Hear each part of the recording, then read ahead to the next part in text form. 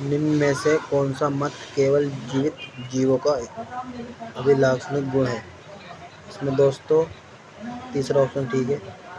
वातावरण व उनकी स्मृति में रहने वाली घटनाओं का बोध। सजीव जीवों का निर्जीव वस्तुओं में निरपवाद रूप में उनकी किस क्षमता के आधार पर अलग पहचाना जा सकता है? ये चैप्टर भाई साहब दोस्तों द लिविंग वर्ड है बायोलॉजी में, क्लास 11th का पहला चैप्टर। पर्यावरण के साथ पारस्परिक एवं प्राकृतिक विकास गलत है। ये भी जनन नहीं, वृद्धि एवं प्रगति,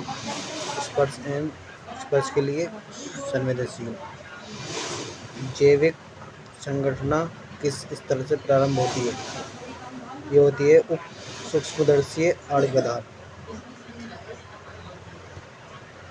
हर साल इस चैप्टर से एक क्वेश्चन आ ही जाता है दोस्तों। नीचे दिए गए 4 कथनों का अध्ययन कीजिए और उनमें से सही कथनों को कीजिए। जेओ स्पीसीजी की परिभाषा अर्नेस्ट मेल ने दी थी। ये ठीक रहेगा दोस्तों। विकास काल का पौधों को जनन पर प्रभाव नहीं पड़ता, ये गलत। द्विनाम प्रत्यय अंत पर आर.एच. व्हिटेकर ने दी, ये गलत।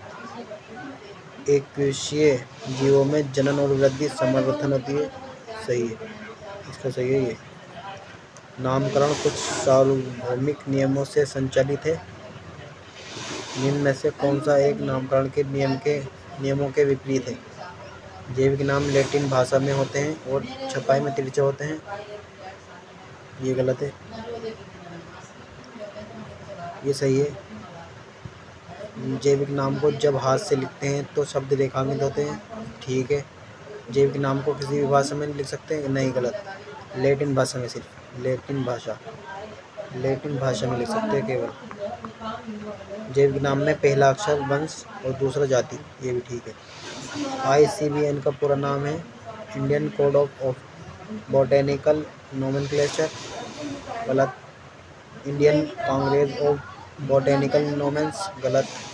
International code of botanical nomenclature, ये ठीक है।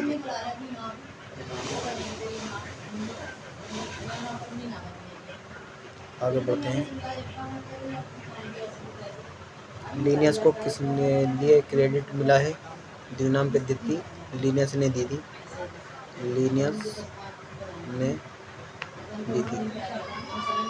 लिनियस ने नामकरण की एक पद्धति का विकास दिया जिसे कहते हैं, ये रिपीट हो गया देखो, PYQ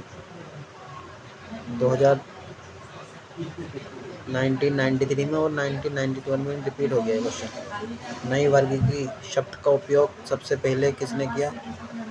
ये जूलियस एक्सले वैज्ञानिक है, जूलियस एक्सले। प्राणियों में वर्गीकरण संवर्ग का कौन सा विघटन विन्यास आरोही क्रम में सही है?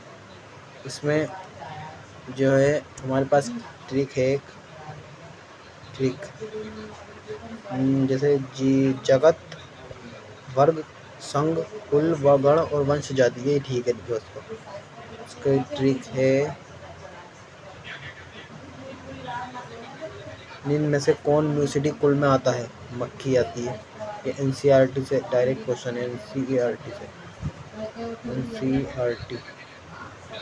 डायरेक्ट क्वेश्चन है दोस्तों, डायरेक्ट है, डायरेक्ट। घरेलू मक्खी के वर्गीकरण के लिए कॉलम 1 और कॉलम 2 में मिलान कीजिए तथा नीचे दी गई कोड का प्रयोग कर सही विकल्प चुनिए। फैमिली ये होता है म्यूसिडी से, गण Diptera, class insecta class, phylum संघ सबसे बड़ा होता है आर्थ्रोपोडा, सबसे बड़ा संघ आर्थ्रोपोडा होता है भाई साहब, आर्थ्रोपोडा सबसे बड़ा, तो इसका आंसर है पहला। दोस्तों लाइक और शेयर जरूर करें। निम्न में से कौन सा प्राणी अपने विशिष्ट नाम से दी गई वर्गीकरण श्रेणी से सही मिलान गया है? बाघ टिग्रिस है जो एक स्पीसीज है, बिल्कुल राइट है। 2011 में डायरेक्ट क्वेश्चन है, डायरेक्ट NCERT का क्वेश्चन, बहुत NCERT का क्वेश्चन है डायरेक्ट। स्पीसीज को किस रूप में माना जाता है? वर्गीकरण की वास्तविक आधारभूत इकाई। ये राइट है भाई साहब। निम्न में से कौन सा जीनस की तुलना में कम सामान्य लक्षण रखता है? जाति। टैक्सोन किसकी इकाई है? वर्गीकी की। आने के चांस है भाई 2026। टैक्सोनोमिक श्रेणी का क्रम है वर्ग, संघ, ट्राइब, गलत है। प्रभाग, वर्ग, कुल, गलत। भाग, वर्ग, गण, कुल, वंश, जाति, ये राइट है। तीसरा सी। परिभाषित शब्द संघ किसने दिया? हेकल ने दिया था ये।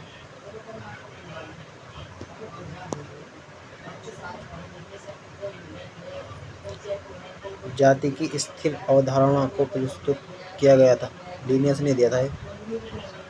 इम्पोर्टेंट भी भाई 1998 में। स्तंभ एक को स्तंभ सेकंड से मिला दिए। पादपालय जो होता है ऐसा स्थान जहाँ पर नमूनों को सुखाकर और दबाकर पत्र पर आरोपित कर दिया जाए। कुंजी हमें जानते ही है, एक पुस्तिका जिसमें लक्षणों की सूची और उनके विकल्प होते हैं। सूची पत्र एक क्षेत्र में पाई जाने वाली सभी जातियों की गणना करते हुए। संग्रहालय, ये क्वेश्चन आया था 2016 में। ए का तीसरा, बी का चौथा और सी का फर्स्ट और डी का सेकंड। पादपालय पत्र के नाम पत्र में निम्न में से कौन सी सूचना अंकित नहीं है?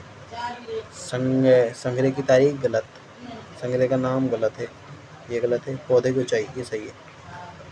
नीट 2016 में आया था। निम्न में से कौन सा कथन सही नहीं है? संग्रहालय पादपों और जंतुओं की तस्वीरों का संरक्षण है, ये गलत है। कुंजी नमूनों को बचाने के लिए वर्गीकरण की सहायक है, राइट। पादप में शुष्कीकृत प्रेस किए गए परिलक्षित पादप नमूने होते हैं, सही। वनस्पति उद्यान संदर्भ के लिए जीवित पादपों के लिए सही है। 13 का क्वेश्चन है।